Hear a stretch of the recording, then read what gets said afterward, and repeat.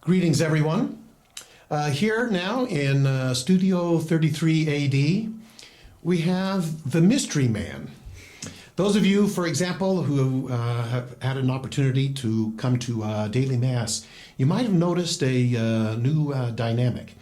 Whereas we're fortunate here at the Cathedral to have a priest and usually a deacon for all of our daily Masses, we've had a wild card third-person entry. So many a person here at St. John's Cathedral has been wondering, who is this guy? And now we have him here. Hello everyone, my name is Carter Bushee. I'm a seminarian of the Diocese of Boise and happy to be here. Now with the diocese, first and foremost, we're grateful that you chose ours because folks, before you tuned in, we had an opportunity to find out that you were actually born in Texas. Yes, that's So correct. so connect those dots first, Texas to the Diocese of Boise. Sure. So yeah, I'm actually really Texan. I'm 8th generation on my mom's side. But what happened is when I was 10 years old, my dad, we moved for his job up to upstate New York, and then we lived there for 5 years, and then we moved over to here about 4 years ago now. Yeah. Okay, so Idaho is now your new home. Mm-hmm.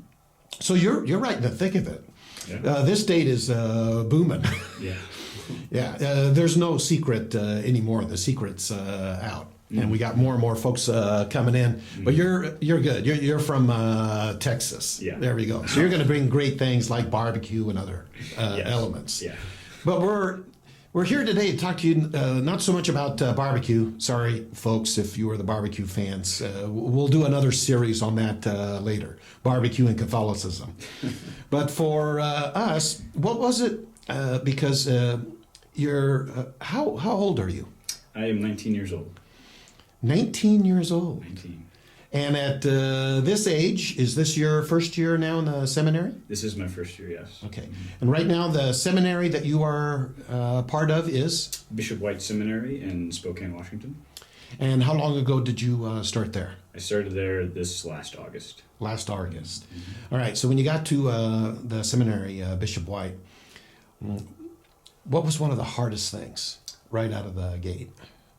Well, one of the hardest things was just adjusting to living in community life because I'm living with 25 other guys, mostly my age, like between ages 18 and 25. So this is a big shift in dynamic there, and also a very strict schedule. You have to be here at this time, do that. So there's a lot of discipline and structure that I guess I wasn't super used to. So just kind of adjusting to that was mostly the biggest shock when I got there. Okay. So you graduated high school here in Idaho. Yes. You want to do a shout out to your high school? Do you have good memories, or you just want to leave it unstated? It was all right. Yeah, Timberline High School. Woohoo! Graduated in 2019. Yeah. Okay. Now, good many folks, not everyone, but a good many folks that graduate high school, and usually they click in and end up going to or testing the waters for college, the university experience. Mm-hmm. But you chose a different path. I did. Okay. So what got that started in your mind? How do you get going now on what is it that, as the saying goes, the path least taken? Yes. No. What got me first interested in discerning the priesthood was, I actually initially did go for the usual route to college right after high school. So because I graduated in 2019. And so I started at U of I actually in the fall of 2019, and it was there that I believe I got the call to the priesthood, and so I promptly dropped out, took a gap year basically, and then here I am now at the seminary. But I suppose I should explain, how I got to that point of getting the call. Yeah, because the folks at home are kind of wondering about that. Yeah, how'd that happen? So we need some backstory. So I grew up with Catholic parents, Catholic family.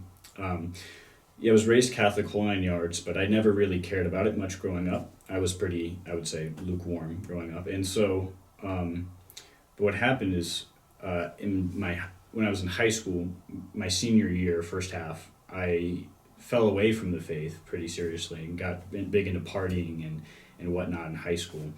But then, about halfway through my senior year, I had this great moment of grace and this great revelation, and I realized in a special moment that I did not want to continue living, that sort of lifestyle. And so, by God's grace, I was pulled out of it, and I changed my ways, if it were. And then I slowly started to, learn more about the faith and learn, hey, this stuff that my parents have been telling me all my life growing up, actually, there's some truth behind it. And so I, became more and more interested in it. And then I started going to, I went to these summer camps, Catholic summer camps, 3 of them after my senior year. And the first one was the family camp that happened, I want to say July of 2019, and that's where I met our vocations recruiter, Father Nathan Dale, and I met him, and he was great, and we really connected there. And then I met him again at Apologetic Camp 2019 also, and then I continued to and it was huge for my faith because there were nuns there were a bunch of priests there. It was awesome, great talks and everything. And then Father Nathan Dale talked me into going to Quo Vadis, which is the discernment retreat for young men thinking about the priesthood. And so I went to that, the Quo Vadis days, and after that I was open to the priesthood, but didn't really want to yet, but I was open. So then fast forward a few weeks, and I went to U of I, and I actually joined a fraternity while I was at U of I, funny enough. I didn't partake in any of the partying or anything in the fraternity. I honestly just went there because it was cheaper than the dorms, but that's another story. But then there, one morning, I woke up, and there's this great moment of grace, this overwhelming peace came over me, and I could see myself as a priest in that moment, and I just, the thought came to me. It didn't feel like my own thought. It felt like the thought of the priesthood came to me, and I just haven't been the same since. So I promptly dropped out of college after that. Well, this is a good version of a college dropout. Yeah. There we go. Let's both, yeah. No, that's a marvelous story. Thanks for sharing that. So your time here at St. John's Cathedral is temporary, right? Because you'll be starting up again when? January 3rd. I'll have to be back. Okay. Yeah, so you're here for a few weeks. 2 weeks. And this is all part of basic training for the Diocese of Boise? Yes, it is. They put you in the field there on the front lines. Mm-hmm, yeah.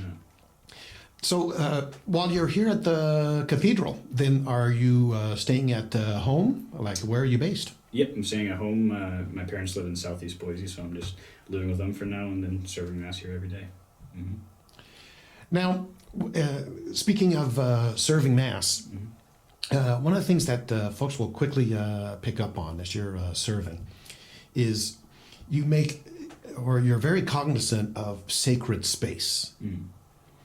All right, and you're very deliberate in how you move about the sanctuary, your gestures. Mm-hmm. Where did that come from? Was that part of basic training, or is this something you're making an extra effort to really do well? I would say my formation has certainly had something to do with it, but also, I mean, if anyone remembers last summer, I was serving Mass here last summer as well, and I don't know, it's just something that was inspired from within, is all I can really say. It's just, I think, we're, being the church, teaches or tells us as faithful that we're supposed to make certain gestures, especially during the liturgy, us servers at Mass, so, figured might as well do them well with reverence and devotion. Very good. Well, thanks for coming to share your story today. And we're grateful that we have you here at the cathedral. Mm-hmm. So those of you who are watching Studio 33 AD, let's not forget to keep him and all our seminarians in our prayers. This is no secret to anyone out there. We are in need of more priests, and we're in need of good priests. Mm-hmm. So we'll be praying for you that you can continue on this spiritual journey together. And if God continues to call you to the priesthood, we'll be much better for it all. Thank you very much. Thank you very much.